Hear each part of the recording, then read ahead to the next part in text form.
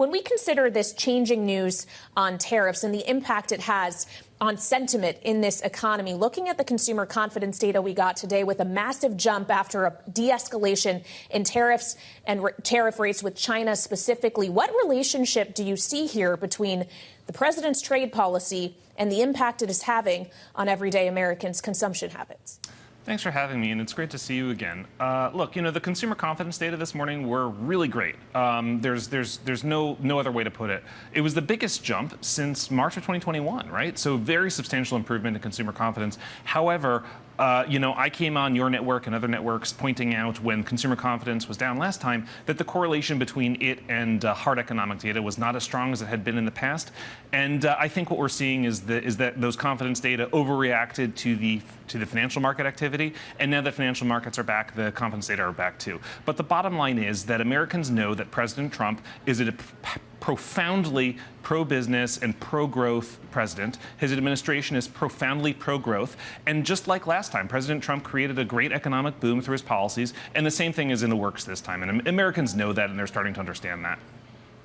Well, of course, markets are jumping here on the pullback over the tariff threat in part, and wanted to hear from the president who spoke to this over the weekend on where tariff negotiations stand with the EU. Stephen, let's listen. You spoke to European Commission President von der Leyen. Did you discuss the 50% tariff? She just called me, as you know, and she asked for an extension on the June 1st date.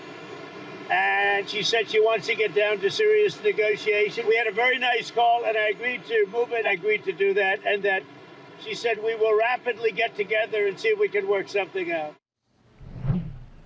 President wrote on Truth Social, I have just been informed that the EU has called to quickly establish meeting dates. Stephen, when did talks begin?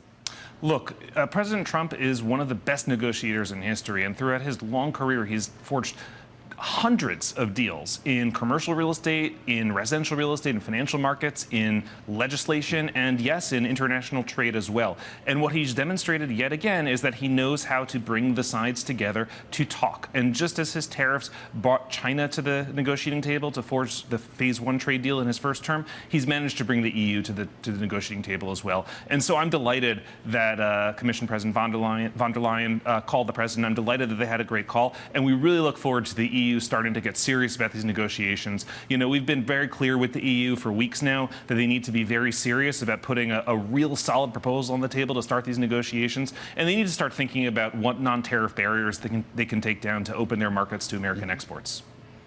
Just to be clear, though, do we have dates on the calendar yet? I'm not a trade negotiator, and I don't know if there are dates in the calendar, but both sides are clearly very interested in talking and very interested in reaching a deal that would head off this type of activity. And if we don't reach a deal, then the president will follow through. But, I think that it's very important that the sides get together and start talking. And to do that, the EU really needs to get serious about putting non-tariff barriers on the table. Well, when we consider the idea that maybe the tariff rate will be brought down from 50 to something lower, the administration has made it pretty clear that no one is going to be able to get lower than the 10% base rate that is applicable to everyone. What assumptions are you making about that impact on inflation and on growth in the near term, so long as that 10% rate remains in place? Well, so first of all, I don't want to prejudge the outcome of these negotiations. And, I think that the president, as I said before, is famous for his negotiating ability, and I can't wait to see what comes out of these trade deals. But with respect to the 10% rates, look, a 10% rate is not huge enough to have any adverse consequences in the economy. It's similar to, it's not exactly the same thing as a 10% move in exchange rate, but things like that happen all the time. And, they have an effect on the economy, and then they move on and they pass. There's not going to be any material downside consequences. We'll take in tons of revenue as a result. And by the way, that tons of revenue, hundreds of billions of dollars every year, will significantly help alleviate deficit concerns, which a lot of people are talking about. Reporting today about the U.S. steel situation.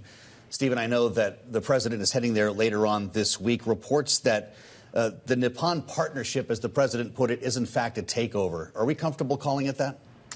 Look, I think that they've come to a deal which is amenable to both sides, and I think the president has said in his Truth Social post that he thinks that Nippon can be responsible in boosting jobs and boosting investment, and I think that's good enough for me.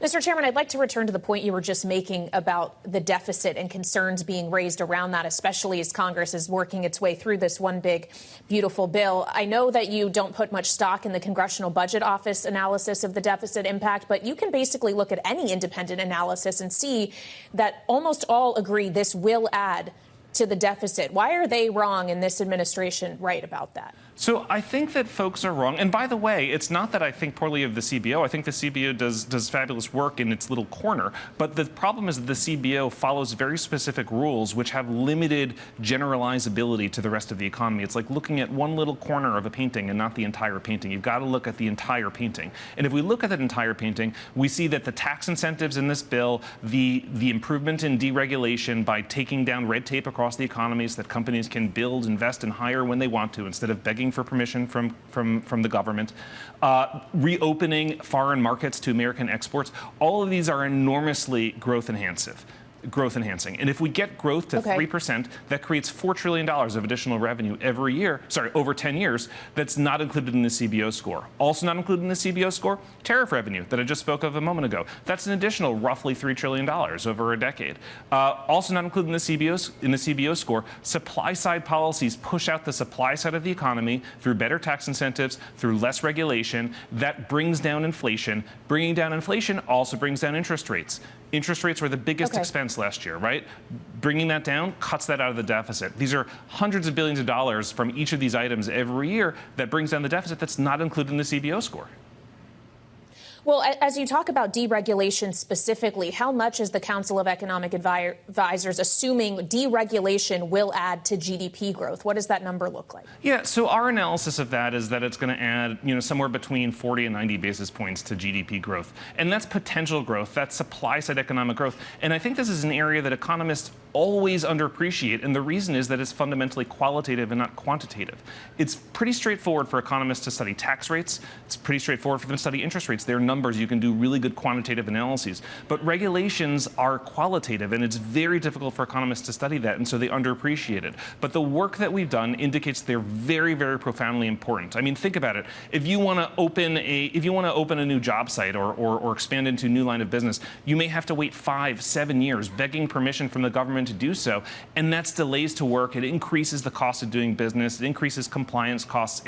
Those costs push through the entire system, through the entire supply chain. If you've got a 6-year delay for permits, it may mean that funding is not available also because no bank wants to lock up funding for that long. Oh, and then, by the way, at the end of the 6 years, maybe there were lawsuits, maybe there was an election, maybe you don't get your permit after all, right? And so this is incredibly powerful for holding back firms, from preventing them from investing in the economy, from doing business. And we want to get rid of those barriers so that any firm that wants to build, invest, hire can just do so. You spoke with us last week, Mr. Chairman, about the importance of avoiding a 2011 Europe-style crisis. When you consider the debt ceiling as part of this reconciliation package, there are questions about when the X date is going to fall. I'm sure that you're asking them. How important will it be that this be handled within this reconciliation process as opposed to a separate standalone matter? So I'm going to defer questions about the X date to my colleagues at Treasury. But, look, it's really important that we get this bill over the line, because if we don't, it's going to be the biggest tax hike in American history, in world history. It's a $4 trillion tax hike. It'll plunge the economy very likely into a very steep recession. And we don't want that, right? So it's really critical that we get this over the line and that include the debt limit.